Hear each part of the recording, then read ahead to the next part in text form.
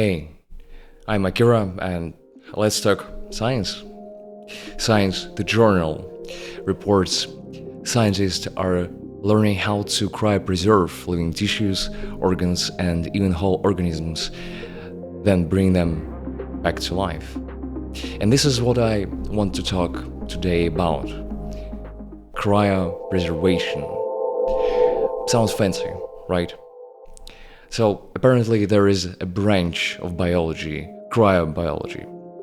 It studies the effects of freezing on living beings. Well, I personally hate being cold. So, case solved? I think that there is a little bit more to it. One of the major areas of cryobiology is cryopreservation. Here, as humanity, as society, we're trying to understand how to employ the processes of freezing to our own advantage. We already use it for food, but what's about living tissue? Developing such a technology can greatly assist humanity. The major driver for such a research could be the problem of organs for transportation. And here, science reports that more than 60% of donated organs never make it to a recipient in time. With the technology to cryopreserve organs for transportation, we can save multiple lives. We would be able to create banks of tissues, banks of organs in order to assist transportation in sufficient quantities. So I hope you can see how and why this technology is so important to develop. How do we know that this is even remotely possible? Well, the nature. Most living beings developed various mechanisms to resist the cold. They can withstand temperatures below zero for some time, but they just try not to be freezed. Q enters the wood frog. The little fella can withstand freezing of his blood and tissues. As much as 45% of his body can be turned to ice without any damage, and he can be brought to life. Without the whole biomedical engineering department, without millions of investments, by himself, out of the shelf. So next time you see a wood frog, feel a little humbled. So if nature can do it, at least we know that there are no fundamental restrictions from the universe for us to learn how to do it by ourselves.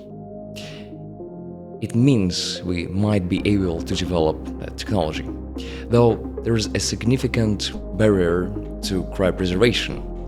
And it is, ironically, the freezing. You see, life consists of cells, and for a cell, water is a huge deal. It is one of the most abundant molecule in cells, and it accounts for 70% and more of the mass. The rain lies the problem. When water freezes, it forms crystals and arranges itself into a solid structure. It goes from chaotically, freely moving fluid substance to meticulously arranged order. Sometimes science can be rather poetic. When freezing, water transfers from a fluid state to a solid state. And this transition from one state to another poses a significant problem for cryopreservation.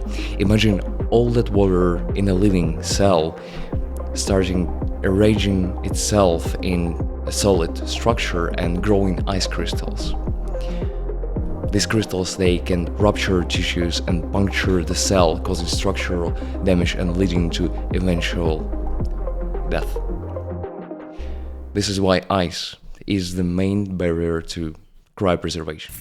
This is the problem that a team of researchers at the University of Minnesota is trying to solve. How to freeze a tissue or an organ and to minimize the creation of ice, to minimize the damage done by ice crystals. How does it work? First, scientists need to infuse the organ with special cryoprotectants. These are chemicals that resist the creation of ice. They also add the nanoparticles of iron oxide, which is very important for the next warm-up step. Then they freeze it under the extreme cold of minus 150 degrees Celsius. That combination of special chemicals and extreme cold allows them to achieve prevention of creation of ice and structural damage to the living cell. When the organ needs to be warmed, scientists use so-called induction heating. It works by using a constantly changing magnetic field produced by a coil. It affects the previously injected iron oxide nanoparticles in the organ and allows scientists to evenly warm up the organ without causing the structural damage by uneven expansion. After warm-up, the chemicals are removed from the organ and it is ready to be transplanted. Using this technology, we will be able to extend the life of an organ for transplantation from hours to years. As of now, scientists were successful to freeze, store, warm, and transplant organ in rats. The next step would be experiments on pigs. Their organs are closer to ours. And after that, maybe clinical tests on humans. Scientists are very optimistic about this technology and the possible impact it can have. Nonetheless, there are still more issues to consider, and this technology is not yet reliable for a commercial use. If you are interested in a full story, go to the science website. They have a full article. It's an amazing article with many exclusive photos from actual labs. It is beautifully written. I highly recommend it, especially that science nowadays has free articles for everybody. So go and check it out. I hope you can see that science brings solutions for society, and if you see the value that can save lives, then what can you do to assist? Well, first of all, if you like my videos, you can support me. The link would be in the description, but more than that, just be active and responsible.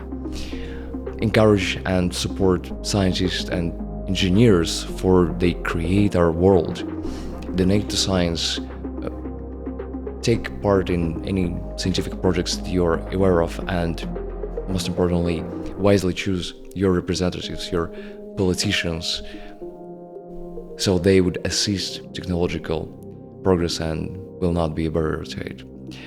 I hope this was interesting for you, and if you have anything to say, I'll see you in the comments.